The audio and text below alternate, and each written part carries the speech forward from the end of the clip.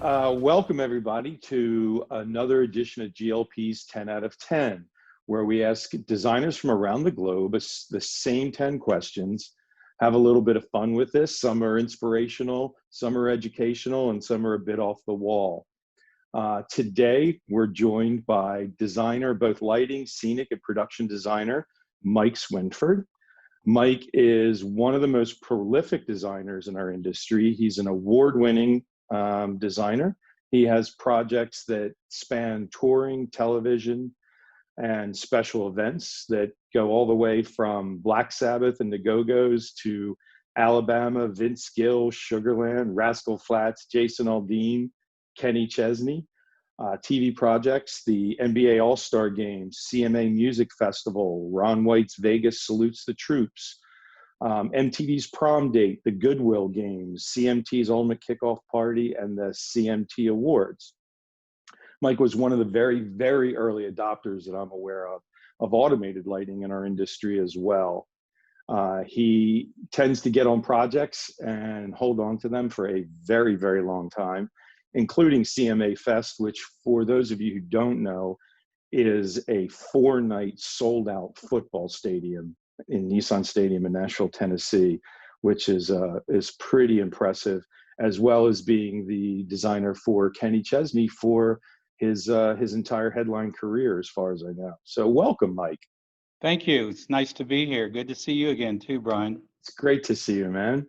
So let's just get right in this. So what was your very first show as a designer? My very first design show was Rufus featuring Shaka Khan. Nice. And they had just come off opening up for the Rolling Stones, and they had a big hit on the radio at the time, you know, Tell Me Something Good. It was a big thing, and I was working for Obi Lighting at the time, and we got the account, and you know, prior to that, I had been basically a lighting tech roadie, as we used to call them. Maybe they're not called roadies so much anymore, but, you know, for Black Sabbath and some different acts. And, you know, I had, and so they decided to say, hey, draw something up and go do it. So that was actually my first time, you know, doing professionally. I mean, I've been doing lighting, dabbling in lighting since I was 15 with high school bands and other things like that. And but that was my first big touring professional design. Awesome. Awesome. In the days of bar cans. Oh yeah. Oh yeah. So do you have, like, what was your most Spinal Tap embarrassing moment that you're willing to talk about? Well, you know, there's been multiple elevator failures that have happened during times, but I think the one that really sticks out, the first thing that came to my mind when I read this question was when I was on tour with Alabama, we had a kabuki. And, you know, we've all heard stories when kabukis fail. Mm-hmm. And sorry, here come the poodles. Can you hear them? It's all good. It's all good. Okay. Anyway, so we all know about kabukis failing and stuff like that. And so anyway, it was the top of the show. The band starts the first song behind the kabuki. Then the kabuki's supposed to fall. And you could see the guy over on stage right with the rope, you know, trying to do this, because at that time there was no solenoids. It was a pipe with studs that stuck out in grommets, and the pipe rolled and the kabuki fell. Well, something was jammed, and he's sitting there doing this and this, and all in front of the audience. The band is playing the song behind. So finally he goes up the rope ladder up on the top, and the audience is watching all this happen. And he's up there pulls out his buck knife, and he's cutting string by string by string. And you see the kabuki falling just a little, like 1 foot at a time, for about the next 15 minutes. Oh. And it was kind of a hand-in-head moment for most of us. I didn't think the band enjoyed it too much, but just watching him and watching the audience fixated on this guy climbing up the ladder and doing this was just a great moment, a great moment. The other one, I don't know if I would call it a Spinal Tap moment, but when I was designing for Foreigner, we were in, I guess maybe I shouldn't say the city or place out of respect for that, but we had like 3 or 4 truss spots.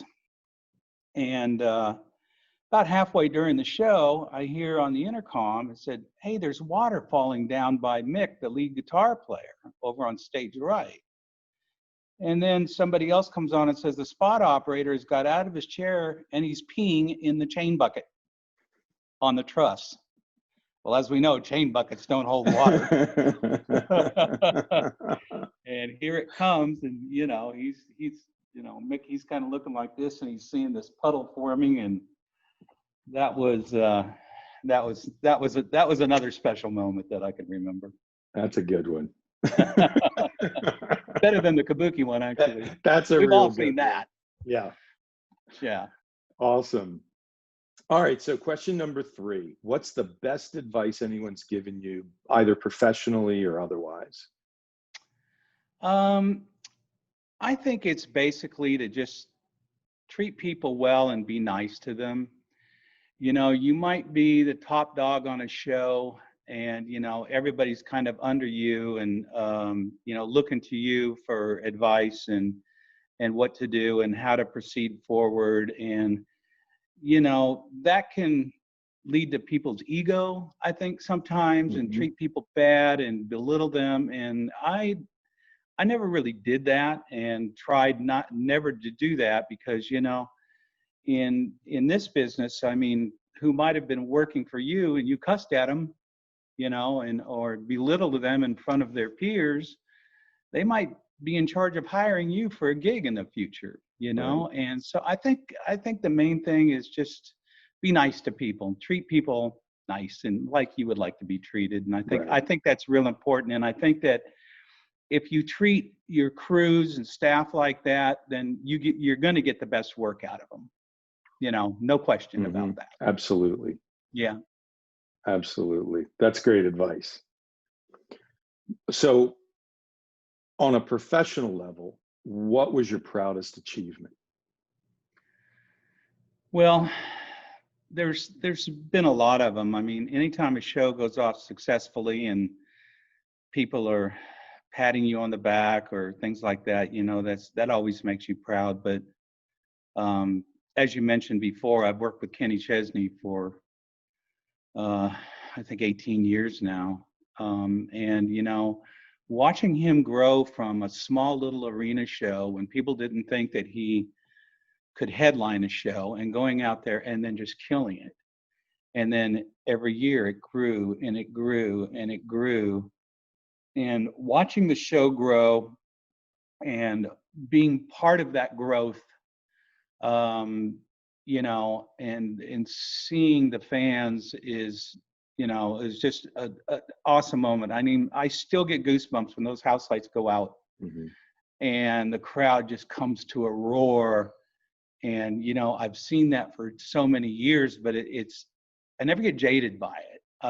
It's a very proud moment when those lights come up and the audience lights come up and you see all those people on their feet and the energy is just through the roof. It just makes me really proud that I'm part of that, That is an awesome family too. I mean, yeah, it is so good. And big shout out to Ed Wanabo, because Ed and I basically joined at the same time, and through all the years in productions, we've pretty much been joined at the hip at, me designing and under his supervision on, this is good. Now, let's make it a little bit easier by doing this. Cause Ed's thing is he doesn't want to kill the crew doing it.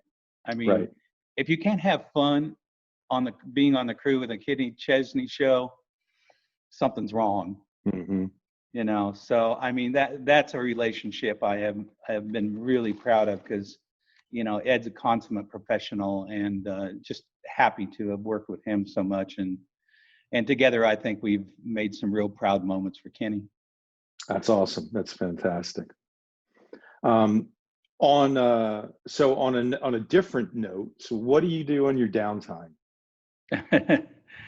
uh, my wife and I own 8 acres, or I'm sorry, 5 acres, not 8, thank God, not 8.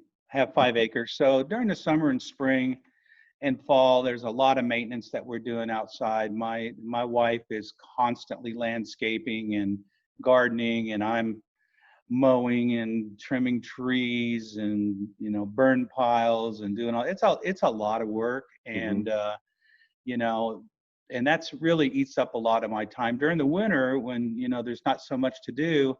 I spend most of the time honing my skills on software that I use because there's always new versions that come out.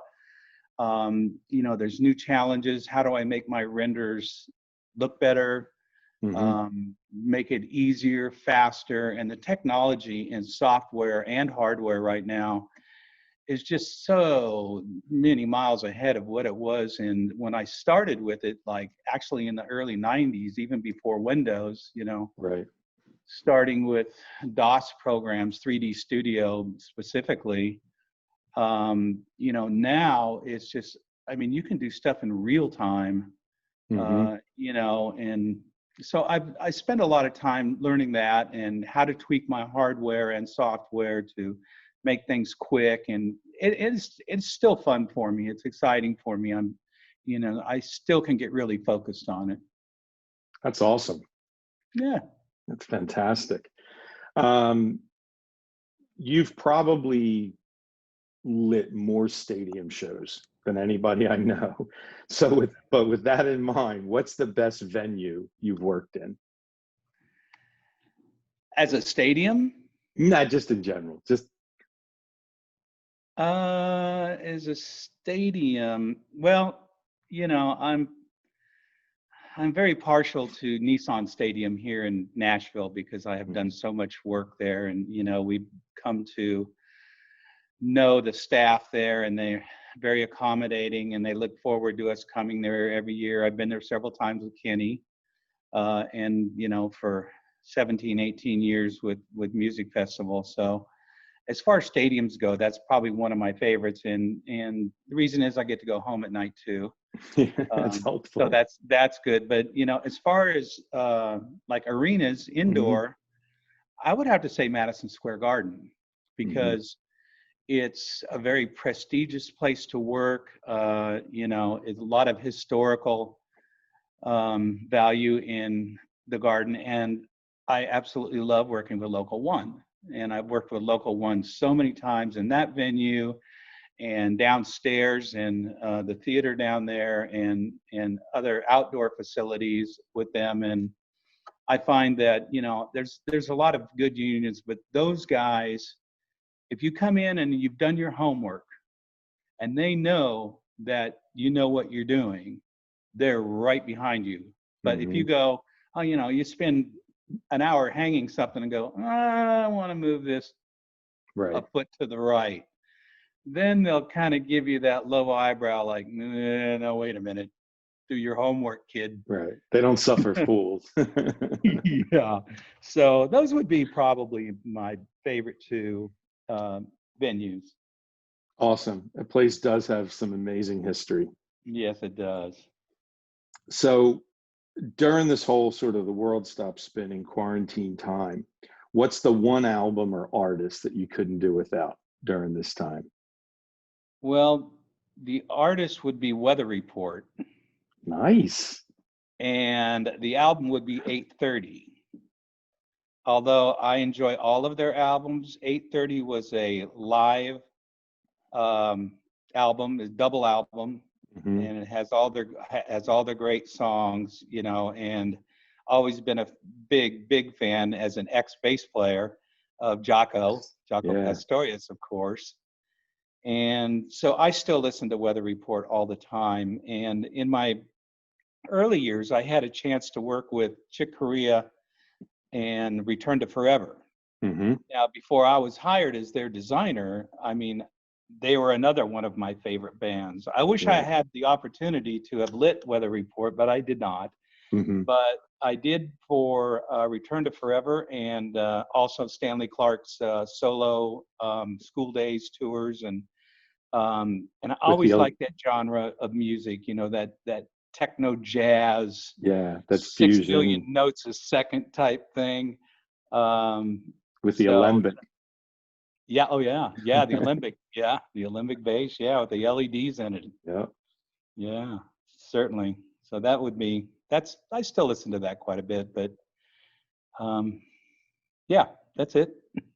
That's a great choice, man. That's cool. I like hearing that. You know those guys. Yeah, absolutely.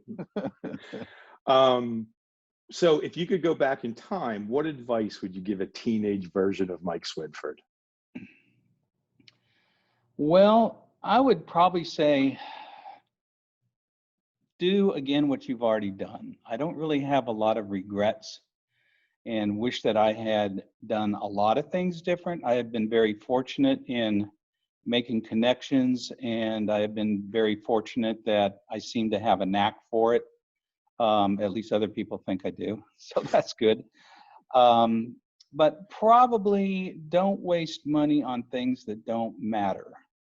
You know, I mean, I've had the high-end sports cars, I've had the Mm, big boats, I've spent money foolishly on other things in the 80s that I don't want to get into specifically, but I wish that I had saved more money than waste money, you know. Because you know, when the money's rolling in and things like that, you just think, oh, I always wanted this, I always wanted that. But do you really need that? You right. know, you really need that. And now I know that I didn't need it, but it was fun to have. But I wish that I'd had socked some more of that away. Got it. Understood. Hmm. I think I probably would share that view. So if you could sit down for a cup of coffee with one person, living or dead, who would it be? I think it'd be Chipmunk. Okay. Chip actually hired me to be the LD for Rick Springfield. And Rick was in the beginning of his musical career. He was still doing acting on General Hospital during the week. And then we would go out and do weekend shows when he was getting his music career going. And I had never met Chip before, and I knew Chip was a legend, you know, the godfather of a lot of things lighting. Mm-hmm. And he really taught me a lot about how to be creative. Don't be afraid to do the extraordinary. You know, don't be afraid to do, most people would never do that. Well, don't be afraid to do something completely different. We did a show with Rick Springfield that at the time had no truss, had no lifts, and no motors. We had two big scaffolding towers with these ladders of park hands that we pulled up manually Mm-hmm. via rope and shiv. And then we had these big racks that sat on the sides of the stage on the floor and were like raked up to like a 45-degree angle, cross lighting. And, and then on top of the scaffold towers, we, put a couple follow spots. And it was great. And that was Chip's design, really. And Mm-hmm. I had some help in it, but, it was just so cool that, we would walk in and no, we don't need riggers. No, there's no lifts to pull off. There's no truss. And he actually taught me a lot about proper way to organize and call follow spots, Mm-hmm. which really helped me a lot because it's hard and takes a special talent and to be able to run the console and focus on calling spots. It's like playing guitar and singing at the same time. I Right. equate it to that. And he showed me a way of organizing it that was really well, and it was just like writing it all down. And basically you were kind of reading a script, whereas before it just come out of my mind. And so it made things a lot tighter. And I'd love to sit down and talk with Chip again about the old days and current days. That's cool. That's cool. I had the honor of meeting him at a Parnelli's years and years ago. He's a Oh pretty yeah. amazing guy. Yeah. Oh yeah. All right. So final question. So your country's called you, Mike, for the Olympics. Summer or winter, what sport are you competing in? Well, I have to ask the question, is beer pong a sport? We could make it one. Other than that, I guess the high jump. There you go. That I would pay to see. Or pole vaulting. Yeah, pole vaulting. Yeah. As long as you have those little shorts from the 80s, it'd be perfect. Oh yeah, and the knee-high socks. And the white socks. Yeah, the white socks to your knees. Oh yeah, of course. Of course. That's awesome. All right, man. Well, thank you very, very much, Mike. You bet. It was a Really, pleasure, Brian. Always it's good to great. see you and talk to you. It is great. I give my best to your lovely wife. Oh yeah, well that she came in. That's why the poodles were barking downstairs. They go nuts when she comes home. All right, man. Very good. Thank you very much, Mike. You have a great day. Thanks for having me. All right, You're Brian. welcome. Thanks. Have a Take good care. day. Bye-bye. Bye-bye.